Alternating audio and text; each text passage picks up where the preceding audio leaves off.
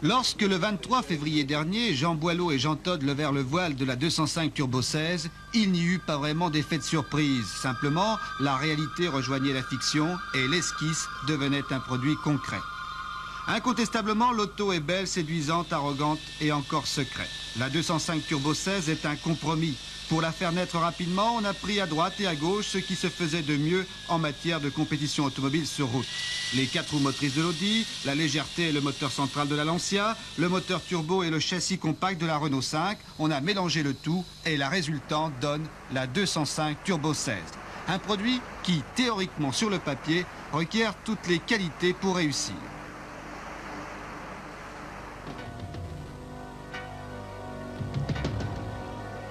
Particularité toutefois, le moteur central est transversal. Cette innovation constitue la véritable inconnue de la voiture.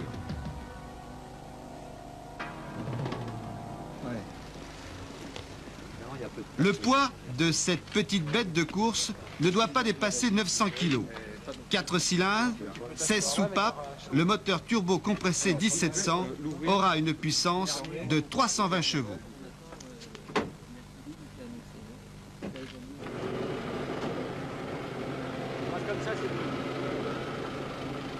De forme compacte, ramassée, la 205 Turbo 16 semble déjà prête à bondir. On s'est beaucoup penché sur le problème de la répartition des masses sans dédaigner la motricité. Cette motricité qui fait le succès d'autres modèles. Alors on a pu remarquer que vous avez un petit peu copié les autres. Finalement, vous avez pris ce qu'il y avait de meilleur sur les autres voitures de course actuelles.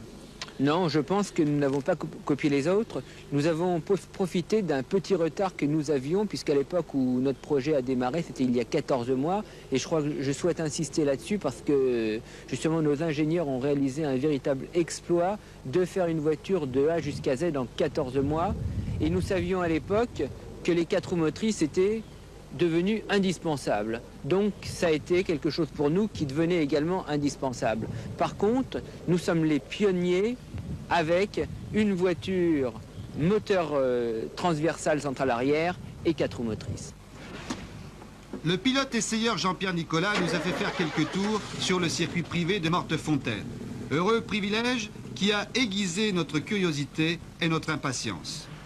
Pour une 4 roues motrices, la direction est souple. À la motricité et à la puissance vient donc s'ajouter la souplesse et l'agilité. Certes, l'enfant est encore jeune et il doit grandir. L'apparition de cette nouvelle reine du rallye coïncide avec le retour en compétition de Jean-Pierre Nicolas. Le pilote marseillais a longtemps appartenu à l'équipe Peugeot. Pour les uns et les autres, c'est le temps des retrouvailles.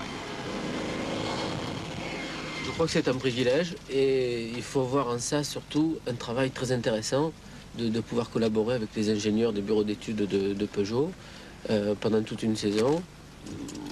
Faire toute la mise au point de la voiture, je trouve ça extraordinaire. C'est un travail très très intéressant. Vous vous sentez chargé d'une mission importante? D'une mission importante, difficile, et je pense qu'avec l'équipe en place, on devrait arriver à faire tourner la voiture très rapidement à un très haut niveau. Jean-Pierre, c'est un nouveau départ pour vous, une nouvelle jeunesse? C'est difficile à dire. Dans un premier temps, je ne vais pas participer à beaucoup d'épreuves en compétition. Je vais surtout faire de la mise au point de la voiture. Si je sens que tout va bien et si l'année prochaine je suis à un très bon niveau, j'espère pouvoir conduire la voiture. Maintenant, un deuxième départ, c'est difficile à dire. Pour l'instant, c'est un travail de mise au point. Après, on verra pour la suite. Avec toujours la même passion? Toujours. Je suis très passionné. Une équipe nouvelle s'est constituée avec la création de Peugeot Talbot Sport. L'anglais Desodel, créateur de génie, Jacques Levacher, un homme de terrain qui a fait ses preuves, l'ingénieur Bernard Perron peuvent faire progresser le produit rapidement. Dans un premier temps, c'est la fiabilité qu'il faudra travailler, car sur le terrain, ça ne sera peut-être pas aussi facile que sur le papier. Pour le groupe Peugeot PSA, cette voiture est l'expression d'une politique nouvelle. Après avoir abandonné l'an dernier la Formule 1, il se consacre désormais au championnat du monde des rallyes. C'est un investissement important?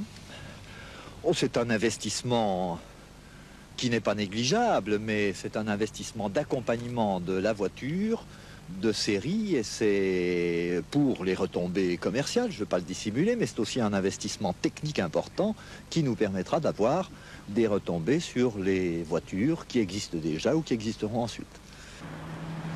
Quelques épreuves françaises permettront à Jean-Pierre Nicolas de tester la voiture dès cette année, mais l'objectif suprême sera le championnat du monde des rallyes en 85.